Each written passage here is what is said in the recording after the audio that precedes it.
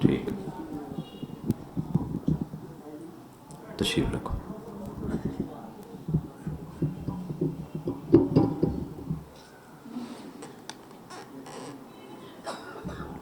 اللہم صلی علی سیدنا و مولانا محمد وعلی آلہ وصحبہ وبارک وسلم وصلی علیہ۔ الصلاة والسلام علیکہ یا سیدی یا رسول اللہ وعلی آلک وصحابک یا سیدی یا حبیب اللہ۔ الصلاة والسلام علیکہ یا رحمت للعالمین وعلی آلک وصحابک یا شفیع المذنبین۔ قبلہ صوفی صاحب کے ساتھ ابھی وعدہ کیا ہے کہ درود و سلام کے بعد جو پہلا جملہ ہے وہ یہ عرض کروں اور آپ تمام کے دلوں کی ترجمانی کروں کہ اللہ تبارک و تعالی امام الخطبہ قبلہ حضرت علامہ فیض رسول صاحب چشتی نظامی رحمت اللہ تعالی علیہ کے سارے خاندان کو ہمیشہ آباد رکھے اور نسل در نسل انہیں ہر قسم کی نظر بد سے محفوظ فرمائے اور انہیں خدمت دین کے اس راستے پر ہمیشہ استقامت نصیب فرمائے۔ تمہیدی کلمات کو چھوڑتے ہوئے چند کلمات موقع کی مناسبت سے عرض کرتا ہوں۔ نحمدہ ونصلی ونسلم علی سیدنا و مولانا محمد رسولہ النبی الامین المکین الحنین الکریم الرؤوف الرحیم۔ اما بعد فاعوذ باللہ من الشیطان الرجیم بسم اللہ الرحمن الرحیم۔ الذی خلق الموت والحیاة لیبلوکم ایکم احسن عملا۔ صدق اللہ العظیم وصدق رسولہ النبی الکریم وَنَحْنُ عَلَىٰ ذَلِكَ لَمِنَ الشَّاهِدِينَ وَالشَّاكِرِينَ وَالْحَمْدُ لِلَّهِ رَبِّ الْعَالَمِينَ۔ حمد و صلاة کے بعد لائق سر تعظیم مشائخ طریقت، علماء ذی وقار، مہمانان گرامی، معزز و محتشم حاضرین و سامعین، اللہ اور اس کے حبیب صلی اللہ علیہ وسلم کا فضل و کرم ہے جس کے صدقے سے ہم سب عرس مبارک کی اور ایصال ثواب کی اس بابرکت تقریب کے اندر حاضر ہیں۔ دعا کریں اللہ تبارک و تعالی ہم سب کی حاضری اپنی بارگاہ میں قبول و منظور فرمائے۔ جیسا کہ ابھی آپ نے سنا، یقیناً میں بنیادی طور پر اپنا تعلق کا حق ادا کرتے ہوئے اظہار تعزیت کے لیے ہی حاضر ہوا تھا، مگر مجھے پھر حکم ملا کہ عرس مبارک بھی ہے تو اس کو اسی مناسبت سے ہی جمع کر لیا جائے، تو میں نے اس میں اپنی سعادت کو کئی گنا بڑھتے ہوئے دیکھا۔ اس وجہ سے حاضر ہوا ہوں محبوب العلماء اور محبوب الخطباء حضرت قبلہ سعید احمد فاروقی صاحب، اللہ تبارک و تعالی نے انہیں جہاں علم و معرفت سے نوازا تھا وہاں انہیں فصاحت و بلاغت کا بھی پیکر بنایا تھا، اور وہ اپنے والد گرامی کے ایسے وارث ہوئے کہ انہوں نے ہر سمت آقا علیہ السلام کی عظمت کا جھنڈا سربلند کیا،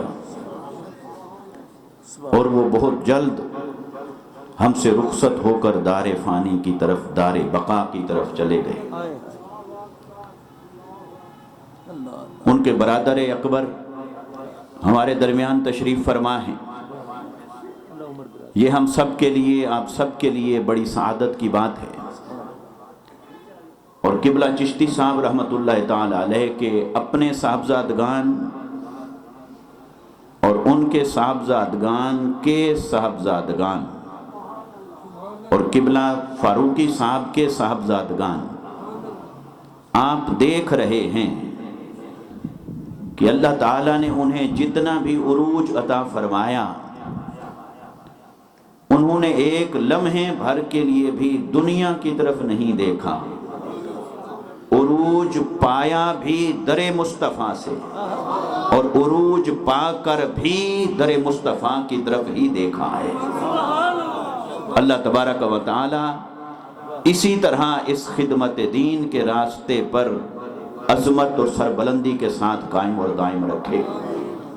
وقت کم ہے، جمعہ ہے، بلا تمہید جو آیت مبارکہ آپ کے سامنے تلاوت کی، اس کے چند نکات آپ کے سامنے رکھتا ہوں جو ہمارے لیے نجات اور فلاح کا ذریعہ ہے۔ اللہ رب العزت نے ارشاد فرمایا، الذی خلق الموت والحیات لیبلوکم ایکم احسن عملا۔ وہ بابرکت ذات جس نے موت اور حیات کو پیدا فرمایا تاکہ وہ تمہیں آزمائے کہ تم میں سے کون ہے جو اپنے عمل کے اعتبار سے سب سے بہترین ہے، تم میں سے کون ہے جو حسین ترین عمل کرتا ہے۔ قربان جائیں اللہ رب العزت کی عظمتوں پر، اس کے کرم پر، اس کی رحمت پر۔ وہ یہ بھی فرما سکتا تھا لِيَبْلُوَكُمْ أَيُّكُمْ أَكْثَرُ عَمَلًا۔ وہ کون ہے جو تم میں سے کثیر العمل ہے، وہ یہ بھی فرما سکتا تھا، مگر اس نے آسانی فرمائی۔ فرمایا کثرت عمل مطلوب ضرور ہے، مقصود بھی ہے، لیکن میری بارگاہ میں سب سے پہلے جسے درجہ ترجیح حاصل ہے وہ کثرت عمل نہیں، وہ حسن عمل ہے، وہ حسن عمل ہے، وہ احسن العمل ہے۔ میں دیکھنا چاہتا ہوں تم میں سے کون سب سے اچھا عمل کرتا ہے، کون حسین ترین عمل کرتا ہے، کون عمل کے حسن کے اعلیٰ درجے پر پہنچتا ہے، اور جو اس درجے پر پہنچ جائے وہی اس امتحان کے اندر کامیاب ہوا ہے۔ ابتدائی کلمات کو پہلے لیتا ہوں۔ الذی خلق الموت والحیات، وہ ذات جس نے موت اور زندگی کو پیدا فرمایا۔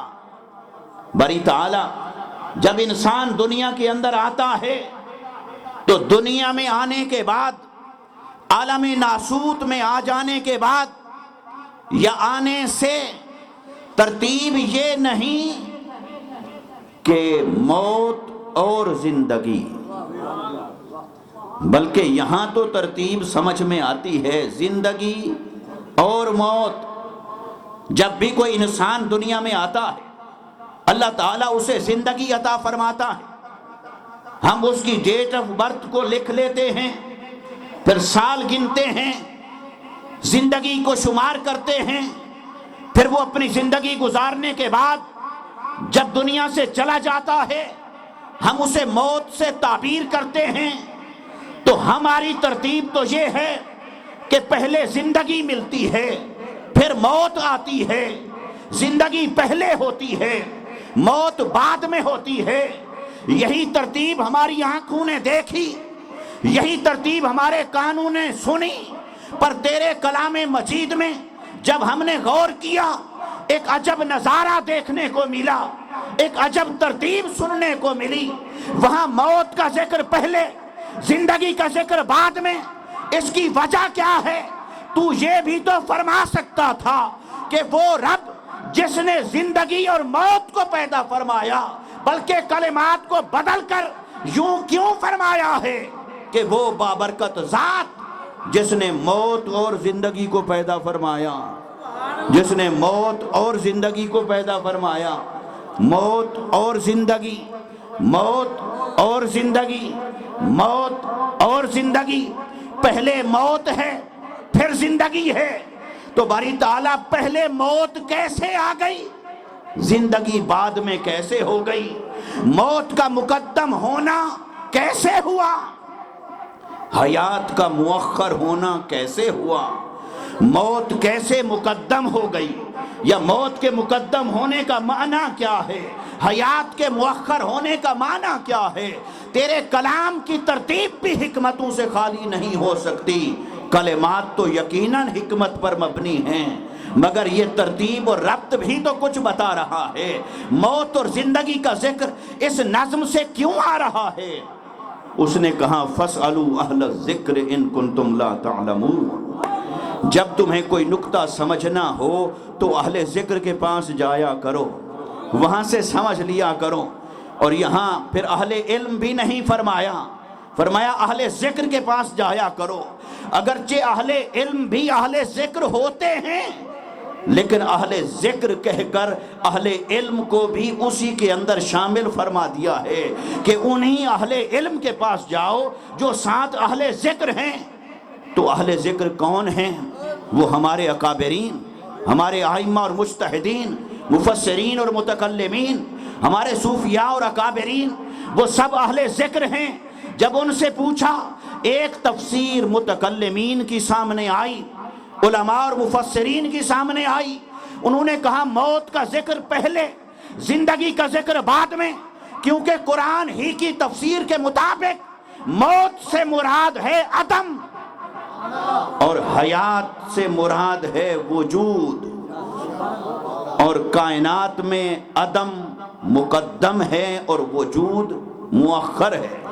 یہی حقیقت ہے کہ کچھ نہ تھا پھر ہوا، تو وہ جو کچھ نہ تھا اس حالت عدم کو قرآن نے موت سے تعبیر فرمایا۔ پھر کچھ ہو گیا، اس نے پیدا فرما دیا، امر کن سے مخلوق کو، خلق کو وجود عطا فرما دیا۔ اس وجود کو اللہ نے کیفیت حیات سے بیان فرمایا۔ مگر یہ تو مفسرین نے کہا کہ اس آیت سے تفسیر ملتی ہے کیف تکفرون باللہ وکنتم امواتا فاحیاکم ثم یمیتکم ثم یحییکم ثم الیہ ترجعون۔ اس آیت سے پتہ چلتا ہے کہ موت مقدم ہے، حیات مؤخر ہے۔ موت کا ذکر پہلے، زندگی کا ذکر بعد میں، کیونکہ موت عدم ہے، حیات وجود ہے۔ مگر یہ تفسیر ہے متکلمین کی، علم العقائد کی، مفسرین اور علماء کی۔ تو ہم صوفیاء کے پاس بیٹھے اور صوفیاء کی یاد میں بیٹھے ہیں، اور اہل تصوف و اہل روحانیت کے ذکر میں بیٹھے ہیں، تو ہم ان کی تفسیر کو کیوں نہ بیان کریں؟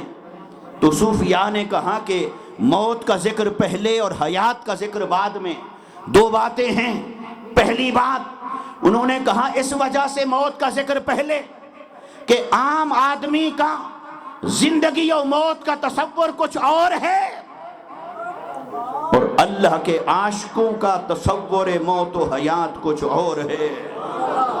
عام آدمی جسے زندگی سمجھتا ہے، اللہ والا اسے موت سمجھتا ہے، اور عام آدمی جسے موت سمجھتا ہے، ایک اللہ کا عاشق اور مصطفیٰ کا محبوب، وہ اسے زندگی سمجھتا ہے۔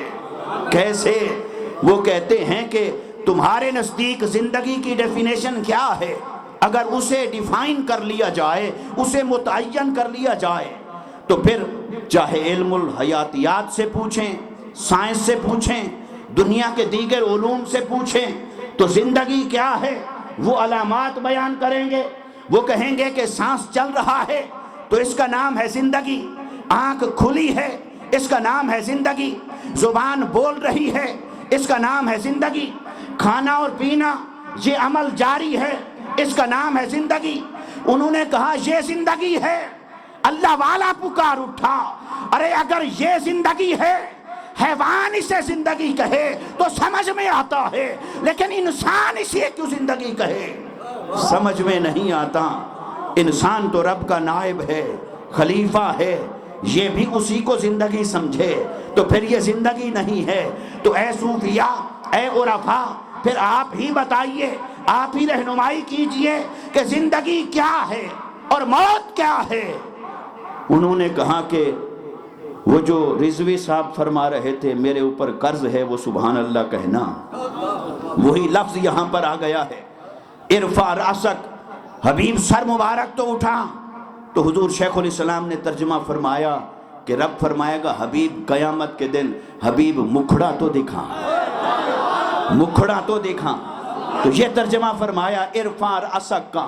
تو اہل عشق کے ترجمے بھی عجیب ہوتے ہیں، اہل عشق کی تفسیریں بھی عجیب ہوتے ہیں. وہ محبوب کی محبت میں فنا ہوتے ہیں، وہ محبوب کی محبت میں گم ہوتے ہیں. ان کا جینا بھی محبوب ہوتا ہے، مرنا بھی محبوب ہوتا ہے، ان کا نفع نقصان بھی محبوب سے وابستہ ہوتا ہے. ان کی زندگی کی ایک ایک سانس محبوب پر واری جا رہی ہوتی ہے. تو عشاق نے کہا، انہوں نے کہا موت اور زندگی جسے تم زندگی سمجھتے ہو وہ زندگی نہیں. زندگی کیا ہے؟ کہا اگر محبوب کا مکھڑا سامنے ہو، محبوب کا مکھڑا، بولیے، محبوب کا مکھڑا سامنے ہو تو یہ ہے زندگی. اور اگر پردہ اور حجاب آ جائے اور محبوب کا مکھڑا اوجھل ہو جائے، نظروں سے اوجھل ہو جائے، تو ایک عاشق اسے کہتا ہے موت. وہ کہتا ہے میری زندگی دید کا نام ہے، میری زندگی صحبت کا نام ہے، میری زندگی قربت کا نام ہے، میری زندگی زیارت کا نام ہے. اگر محبوب کے قدموں میں قربت حاصل ہے، محبوب کے قدموں میں صحبت حاصل ہے، محبوب کے حسن و جمال کی زیارت حاصل ہے، اور نگاہیں حسن محبوب پر جمی ہیں، تو اس کا نام زندگی ہے. اور اگر نگاہوں سے اوجھل ہو جائے محبوب کا مکھڑا، حسن محبوب اوجھل ہو جائے، پردہ ہو، حجاب ہو، دوری ہو، بعد ہو، تو پھر اس کا نام موت ہے. انہوں نے کہا یہ ہے ہماری ڈیفینیشن. نعرہ رسالت، نعرہ مصطفیٰ. انہوں نے کہا یہ ہے ہماری ڈیفینیشن.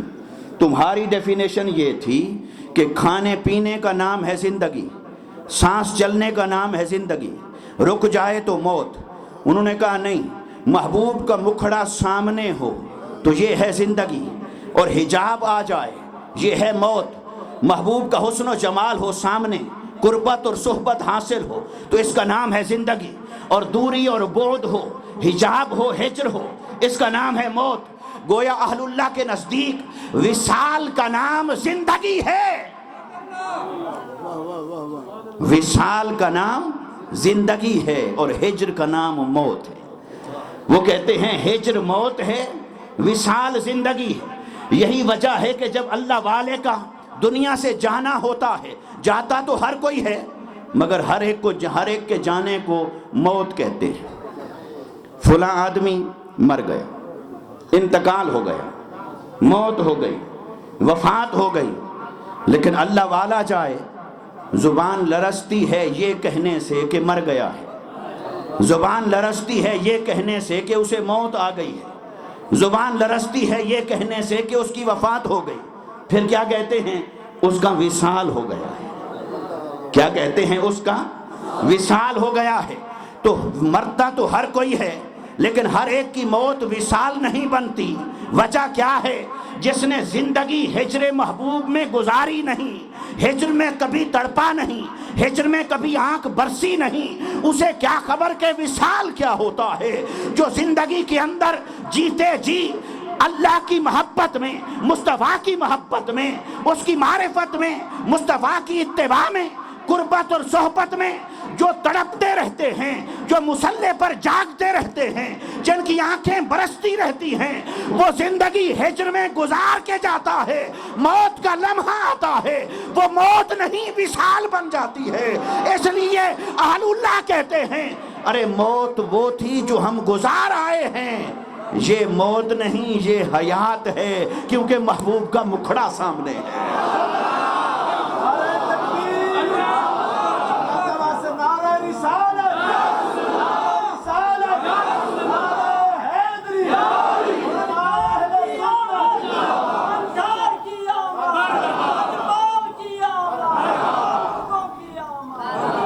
تو ٹھیک ہے، تھینک یو۔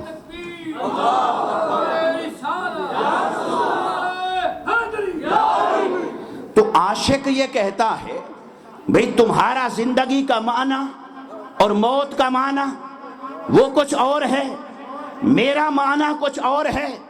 اگر محبوب کا وصال ہو تو زندگی ہے، اور موت ہجر ہو تو موت ہے، حجاب ہو تو موت ہے۔ اس لیے وہ جب دنیا سے جاتا ہے کہتے ہیں اس کا وصال ہوا ہے۔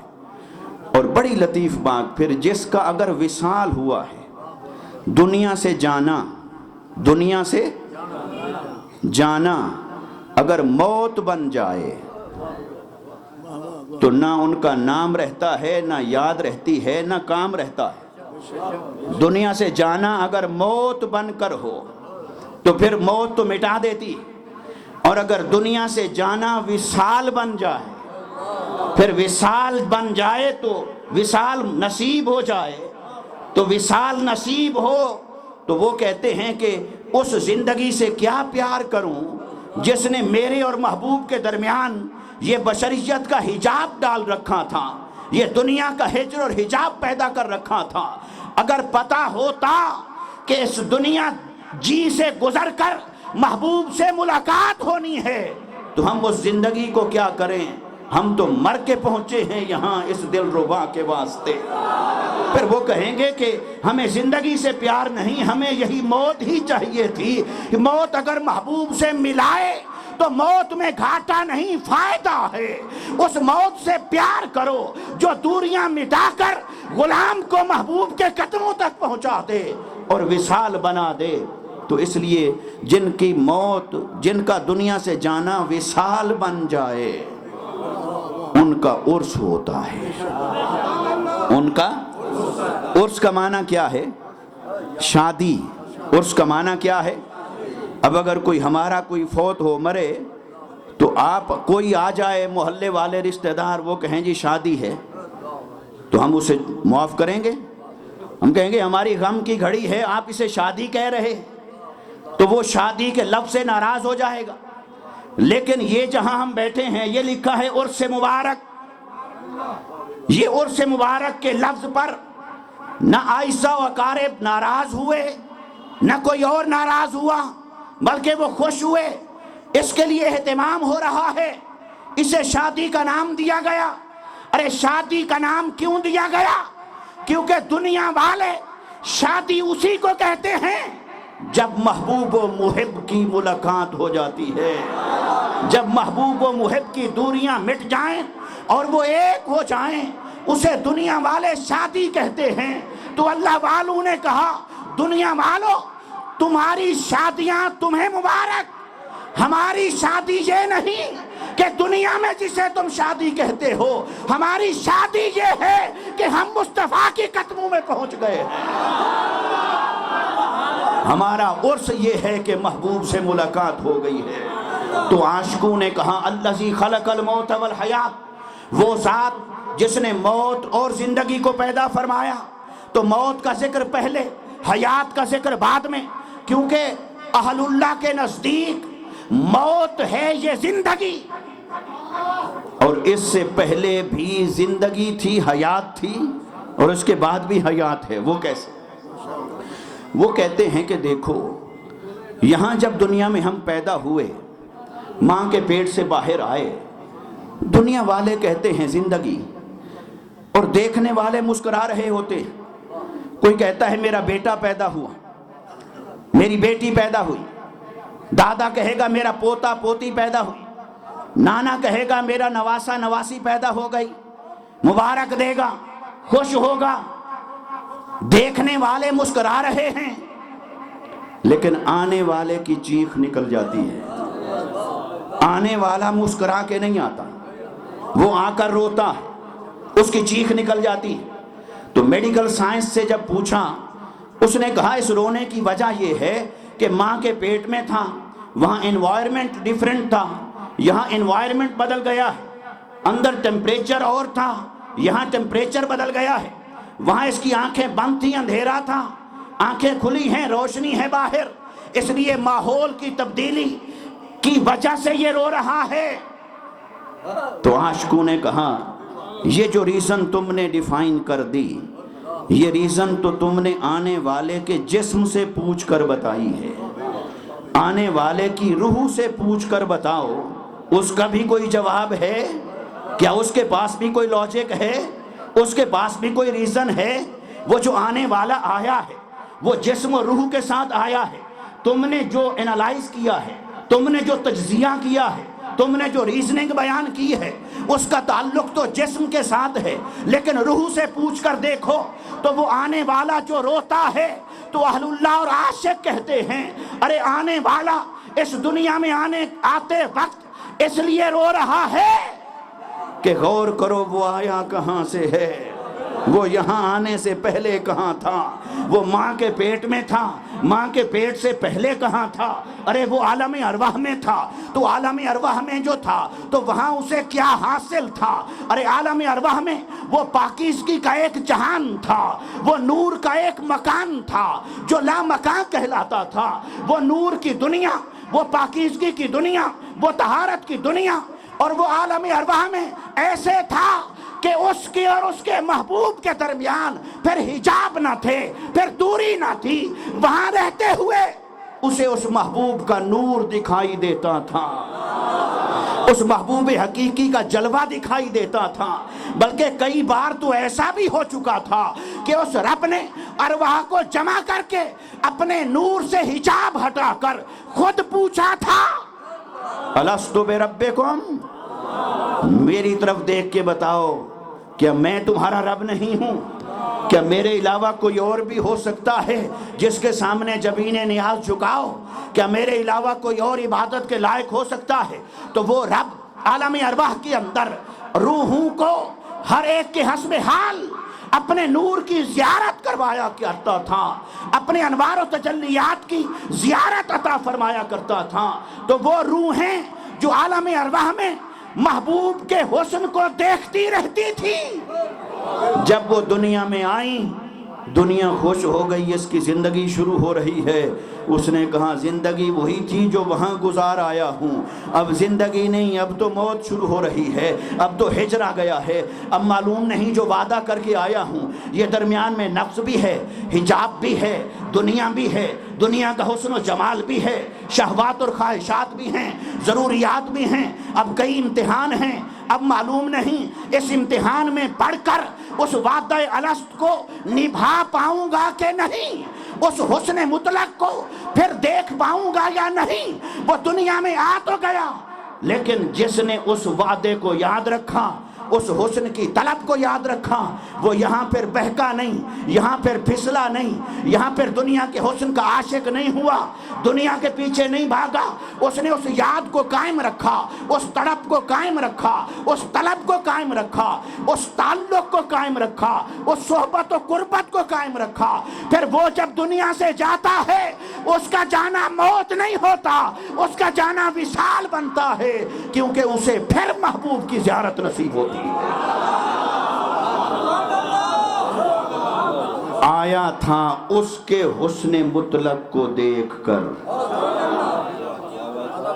آیا تھا اس کے حسن مطلق کو دیکھ کر اپنے حسب حال، اور جاتا ہے پھر نصیب اچھا بن گیا، پھر جاتے ہی پھر اس حسن مطلق کے مظہر کو دیکھتا ہے، اسی حسن مطلق کے مظہر اتم کو دیکھتا ہے۔ قبر کے اندر جا کر جب مصطفیٰ کا چہرہ انور سامنے آتا ہے، فرشتے مصروف ہوتے ہیں یہ پوچھنے میں من ربوں کا، ما دینوں کا، ما کنت تقول فی حق حاضر رجل محمد صلی اللہ علیہ وسلم، وہ اس حساب و کتاب میں مصروف ہوتے ہیں، اور وہ عاشق جو یہاں سے گیا محبوب سے وفاداری کر کے وہ کہتا ہے میں موت گزار آیا ہوں، میری زندگی شروع ہو رہی ہے، مجھے سوال و جواب میں نہ الجھاؤ، مجھ سے پوچھتے ہو کہ میں کون ہوں، میں تو مر کے پہنچا ہوں یہاں اسی دلربا کے واسطے،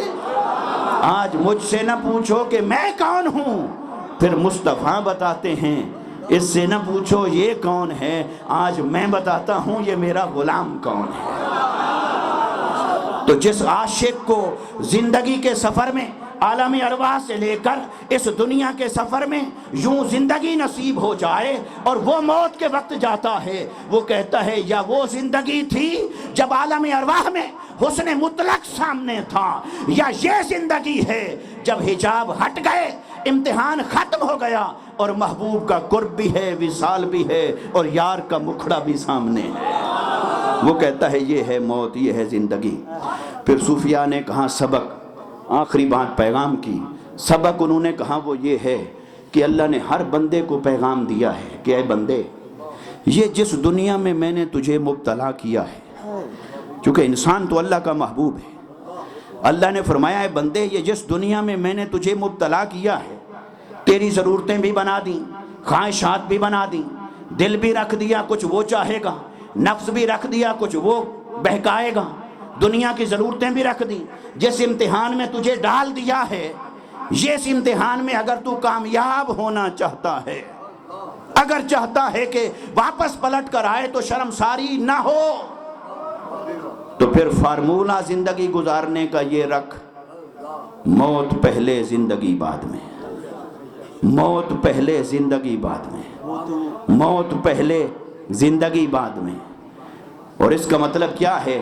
ہر قدم پر جب بھی کوئی فیصلہ کرنے لگو یہ نہ سوچنا زندگی میں اس کا ریوارڈ کیا ملے گا، یہ سوچو موت کے وقت اس کا انجام کیا ہوگا۔ اگر ہر بول بولنے سے پہلے تم نے موت کو سوچا، ہر کام کرنے سے پہلے اگر تم نے موت کو سوچا، ہر قدم اٹھانے سے پہلے اگر تم نے موت کو سوچا، ہر سودا کرنے بیچنے خریدنے سے پہلے اگر تم نے موت کو سوچا، تو پھر تمہیں مبارک ہو، یہ موت تمہیں بھٹکنے نہیں دے گی، موت کی یاد تمہیں بہکنے نہیں دے گی۔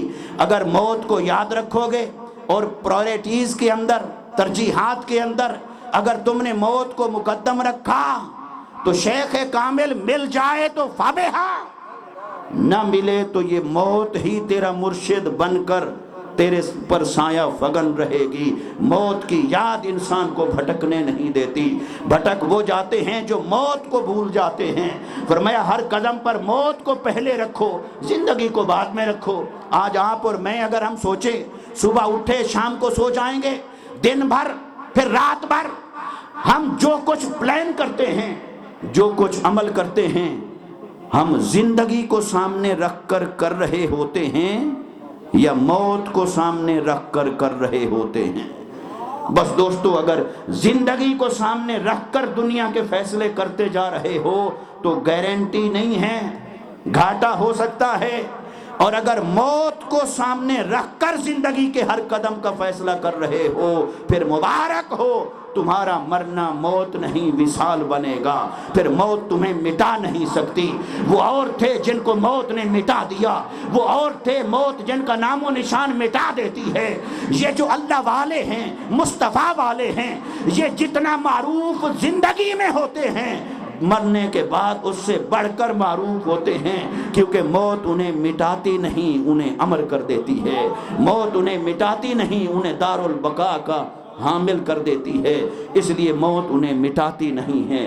دوستو آؤ اس عرس کی تقریب کے اندر یہ جو پیغام ہے صوفیاء کا، ہمارے اکابرین اور ائمہ کا، ہمارے علماء اور صوفیاء کا، اور یہ قرآن کا اور میرے مصطفیٰ کا، اس پیغام کو اپنی زندگیوں کے اندر داخل کرنے کی ضرورت ہے۔ ہم میں سے کتنے لوگ ہیں جن کی صبح کی ابتدا تلاوت قرآن سے ہوتی ہے؟ ہم میں سے کتنے لوگ ہیں جو 5 وقت اللہ کے حضور سجدہ ریز ہو کر حاضری لگواتے ہیں؟ ہم میں سے کتنے لوگ ہیں جو کھانے سے پہلے اور پینے سے پہلے ایک ایک لقمے کے حلال ہونے کو یقینی بناتے ہیں۔ ہم میں سے کتنے لوگ ہیں جن کا جینا دین مصطفیٰ کے لیے ہے، جن کا جینا مصطفیٰ کی ذات کے لیے، مصطفیٰ کی ناموس کے لیے، مصطفیٰ کے دین کے لیے ہے۔ ہم دنیا میں آ کر دنیا کے ہو کر رہ گئے۔ خدا را یہ دنیا کو یہیں پڑا رہنے دیں، یہ یہیں پڑی رہ جائے گی۔ اللہ کی وفاداری، مصطفیٰ کی وفاداری، مصطفیٰ کے غلاموں کی وفاداری، دین مصطفیٰ کی وفاداری، قرآن کی وفاداری، سیرت اور سنت مصطفیٰ کی وفاداری، یہی اصل ہے، یہی اصل بندگی ہے۔ اسی کو اپنا لو، اسی میں زندگی ہے، اسی میں کامیابی ہے، اسی میں عظمت ہے۔ شیخ الاسلام ڈاکٹر محمد طاہر القادری مدثر العالی دنیا بھر میں یہی پیغام غلامان مصطفیٰ کے سینوں میں اجاگر کر رہے ہیں کہ آؤ مصطفیٰ سے وفاداری کر کے جاؤ۔ یہی منہاج القرآن کا پیغام ہے۔ اور قبلہ سید احمد فاروقی صاحب منہاج القرآن سے اول دن کے ساتھ محبت رکھنے والے، اور خود قبلہ مفتی صاحب ان کے برادر اکبر جو اول دن سے منہاج القرآن کے ساتھ محبت کا رشتہ رکھنے والے، ہر جگہ منہاج القرآن کا کھلے دل سے پرچار کرنے والے، اور اب ان کی اولاد، ان کے صاحبزادگان سب اسی راہ پر ہیں، کیونکہ اللہ والوں کا سینہ تنگ نہیں ہوتا، اللہ والوں کا دل بھی بڑا ہوتا ہے، ان کا سینہ بڑا ہوتا ہے۔ جس سینے میں وہ سمایا ہو وہ تنگ کیسے ہو سکتا ہے، وہ چھوٹا کیسے ہو سکتا ہے، وہ محدود کیسے ہو سکتا ہے۔ اور حضور شیخ الاسلام مدثر العالی نے جو ہی انہیں اطلاع ملی حضرت صاحب کے وصال کی، انہوں نے میرا خیال کوئی 2 گھنٹے کے اندر اندر کینیڈا سے اسپیشلی فون کیا، سب سے تعزیت کی۔ صاحبزادہ ڈاکٹر حسن محی الدین قادری نے، صاحبزادہ ڈاکٹر حسین محی الدین قادری نے، اور منہاج القرآن کے تمام لوگوں نے اس درد کو اپنا درد سمجھا ہے۔ اور ان کا انتقال ہمارے لیے جو انخلا بنا، ہمارے لیے جو نقصان کا باعث بنا، اس نقصان کو ہر درد مند نے محسوس کیا ہے۔ آپ نے علماء اہل سنت اور جماعت اہل سنت کی اکابرین اور ذمہ داران کی، یہاں ملتان میں نہیں بلکہ پاکستان بھر میں، دنیا بھر میں آپ نے ان کے جذبات کو سنا اور دیکھا۔ یہ جذبات کیوں وابستہ ہوتے ہیں؟ نہ خون کا رشتہ ہے، نہ زمین کا رشتہ ہے، نہ جائیداد کا رشتہ ہے، رشتہ فقط مصطفیٰ کی ذات ہے، رشتہ فقط مصطفیٰ کی غلامی ہے، رشتہ فقط محبت مصطفیٰ اور عشق مصطفیٰ صلی اللہ علیہ وسلم سے۔ میں گفتگو کو ختم کرتا ہوں اور شکر گزار ہوں کہ آپ نے مجھے چند کلمات کہنے کا موقع دیا، اور مجھے اس پر میں شکریہ ادا کر سکتا ہوں، اور میرے پاس الفاظ نہیں کہ مجھ سے زیادہ صاحب علم اور زیادہ صاحب عمل اور صاحب مقام لوگ سٹیج پر موجود ہیں، تشریف فرما ہیں، اور مجھ جیسے ایک ناقص، کم علم اور کم فہم کا چند کلمات کہنا یہ بس سعادت اور حاضری کے سوا کچھ نہیں، یا علماء کرام کو سبق سنانے کے سوا کچھ نہیں۔ اللہ تبارک و تعالیٰ اسے قبول فرمائے اور اسے ہمارے لیے دنیا اور آخرت میں نجات کا ذریعہ بنائے۔ بہت شکریہ۔ وما علینا الا البلاغ المبین۔